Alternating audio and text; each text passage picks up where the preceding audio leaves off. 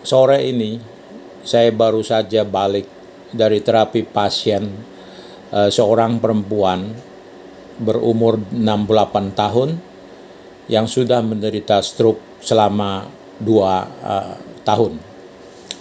Dari hasil tanya jawab diketahui bahwa penyebab stroke itu adalah adanya tindakan ketidakadilan yang dilakukan oleh mantan suami. Nah, kemudian juga diperparah dengan intervensi dari istri suaminya yang baru. Nah, pada saat itu terjadi intimidasi, di mana anak-anak itu semua dibawa oleh bapaknya dan dibesarkan oleh ibu tiri. Nah, kita tidak jelas kenapa kok demikian berseberangan tadi. Si anak diindoktrinasi dengan pikiran-pikiran bahwa ibunya itu jahat, sampai akhirnya dia merasa diabaikan, dibuang, diisolasikan. Nah, akumulasi respon seperti itu, yaitu ada marah, ada stres, maka ya sang ibu itu menderita stroke. Keluarga berusaha untuk menyembuhkan, terutama adalah dengan proses medis. Nah, proses medis biasanya ada batasan-batasan di mana si pasien berhasil diselamatkan, tetapi menimbulkan gejala sisa. Nah, gejala sisa stroke pasien ini adalah klasik, yaitu separuh lumpuh. Ya, ada kesulitan untuk bicara, ya, dengan adanya serangan stroke, ya, mulut menjadi asimetris. Nah, kemudian juga tangan mengalami perlemahan, kaki juga mengalami perlemahan. Nah, dengan berjalannya waktu, bahwa keadaan itu akan membaik secara medis, statistik orang yang terserang stroke dia akan pulih 2-6 bulan. Ada yang lebih cepat dan ada yang lebih lama. Ya, disebabkan oleh, kalau bisa lebih cepat itu adalah tadi bahwa penyebab kemudian akibat dari stroke tadi itu bisa segera diatasi, sehingga proses pemulihan yang secara statistik medis 2-6 bulan itu bisa terjadi lebih cepat dari waktu statistik tersebut. Begitu juga sebaliknya, kalau ya jadi proses penanganannya tidak benar, tidak efektif, maka ya statistik medis pemulihan stroke tadi 2-6 bulan itu akan menjadi memanjang. Bahkan beberapa ada yang sampai menahun, dan ada beberapa lagi yang sampai berpuluh-puluh tahun.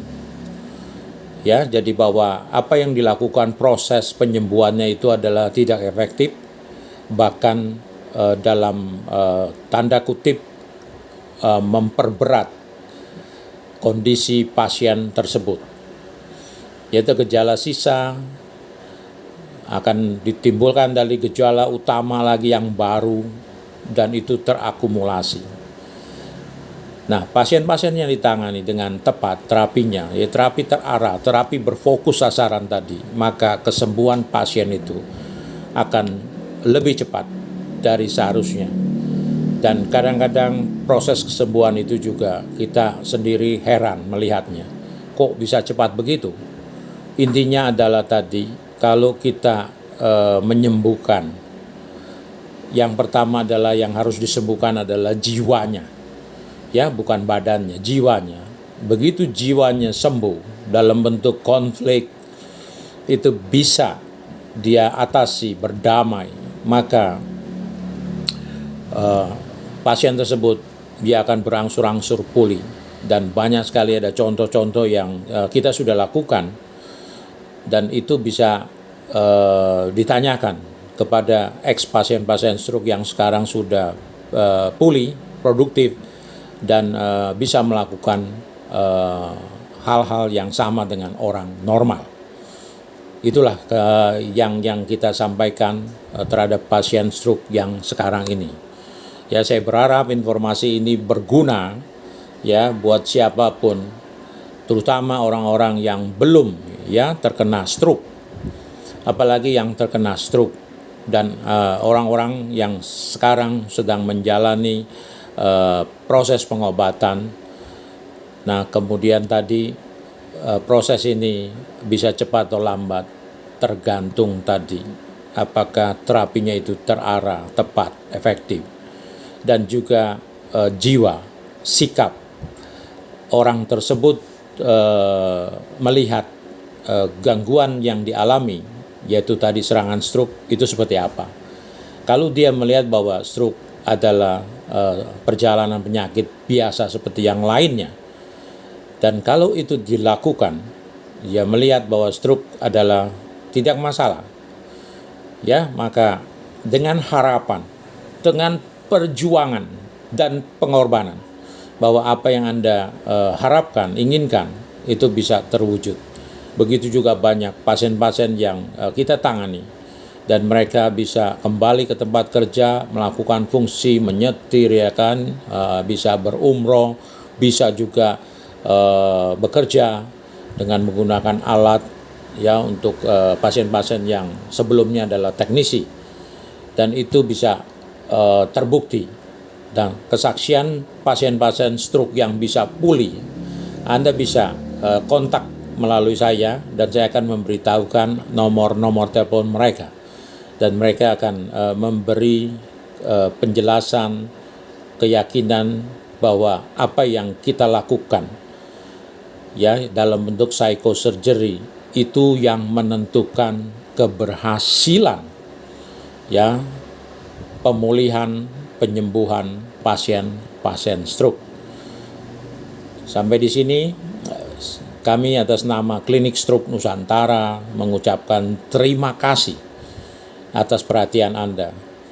Dan bila mana ada informasi yang kurang jelas, Anda bisa kontak kami ya melalui telepon, melalui tadi WhatsApp, dan kemudian email.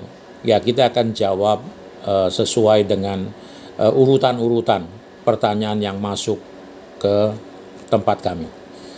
Sekali lagi terima kasih atas perhatian Anda. Salam sehat.